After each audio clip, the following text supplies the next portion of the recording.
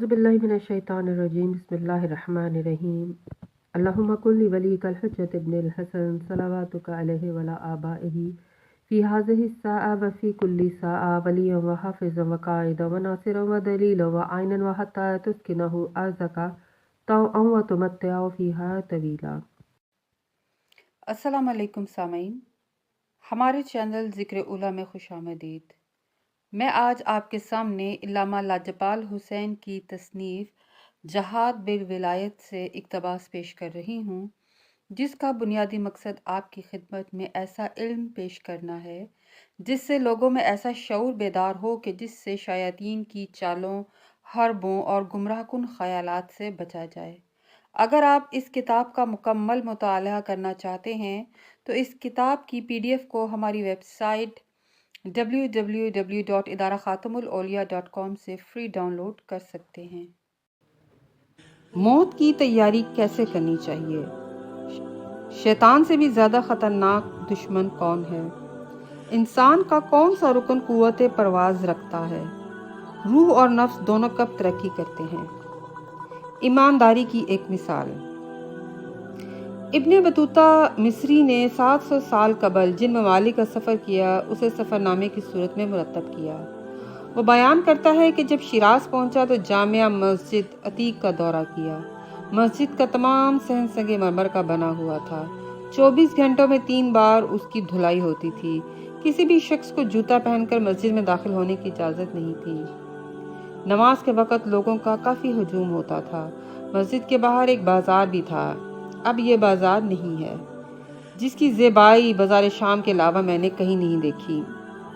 जब मैं बाज़ार में दाखिल हुआ तो मेरी नज़र एक दुकानदार पर पड़ी जिसके पास कोई ख़रीदार नहीं था और वो कुरान की तलावत में मशगूल था। उसकी ये बात मुझे पसंद आई और मैं जाकर उसके पास बैठ गया। अहवाल पुरसी की। दुआ सलाम के बाद दुकानदार ने मुझे बताया कि मेरी दुकान में मेरी कब्र भी है। उसने फ़र्श हटाकर कब्र दिखाई। वाकई बिल्कुल तैयार कब्र थी। उसके नाम का कतबा मौजूद था। उसने मुझे इसकी वजह बताते हुए कहा, मैंने अपनी रोज़ी की जगह को कब्रिस्तान में यूं तब्दील कर रखा है कि अल्लाह ताला को ना भूल सकूं ताकि मौत याद रहे और इस तरह दुनिया के फरेब का शिकार ना हो जाऊं। अपने ख़रीदारों से किसी किस्म का धोखा ना करूं और बाईमान इस दौरे फ़ानी से कूच करूं। जब कोई गाहक नहीं होता तो यहाँ बैठा कुरान की तलावत करता हूँ ताकि नफ्स काबू में रहे। तो ये थी 700 साल कबल शिराज के एक दुकानदार की खुदा परस्ती की एक मिसाल। और अब देखिए सूरत हाल अक्सर बदल चुकी है। सब लोग मौत से गाफिल हो चुके हैं। अब तो बरसों गुजर जाते हैं और कोई मौत को याद नहीं करता। आखिरत के लिए कोई फिक्रमंद नज़र नहीं आता। सबकी तवज्जो कार, बंगले और दीगर मादी वसाइल की तरफ मरकूज है। दुनिया से क्या मुराद है? शैतान से ज़्यादा ख़तरनाक दुश्मन इंसान का अपना नफ्स अम्मारा होता है।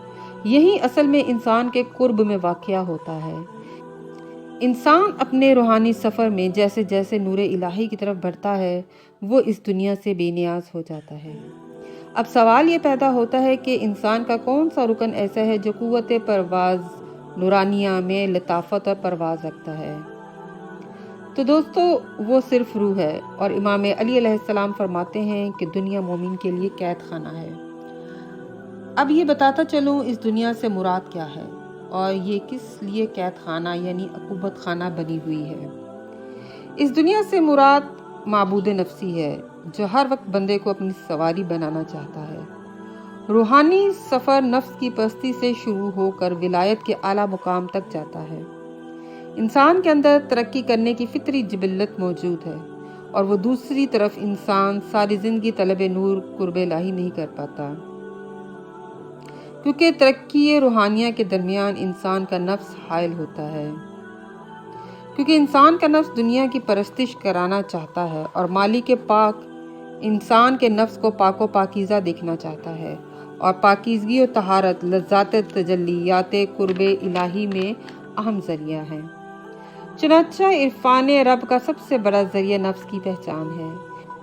इंसान के नफ्स को अल्लाह ताला के दीन की इत्तबा तल्ख और कड़वी महसूस होती है और वो हमेशा दीन की पाबंदी से कैद महसूस करता है, जबकि नफ्स की सरजमीन में रूह जो अल्लाह का अमर है एक कैदी की तरह है जो ये चाहती है کہ یا تو نفس پاکیزہ ہو کر اس کا ہم سفر بن جائے، یا پھر وہ نفسی لباس سے بے نیاز ہو کر حقیقت الویہ نورانیہ میں مستغرق ہو جائے، کیونکہ روح امری کے لیے مشاہدہ نور حق ہے۔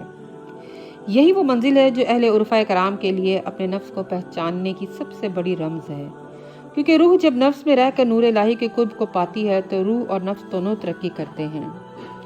اس لیے جب حضرت آدم کے نفس کے اندر روح داخل ہوئی تو وجود مبارک بالفعل عالم ہو گیا، اس لیے آپ کے پاس وہ تمام علوم آ گئے کہ جو ملائکہ نہیں جانتے تھے۔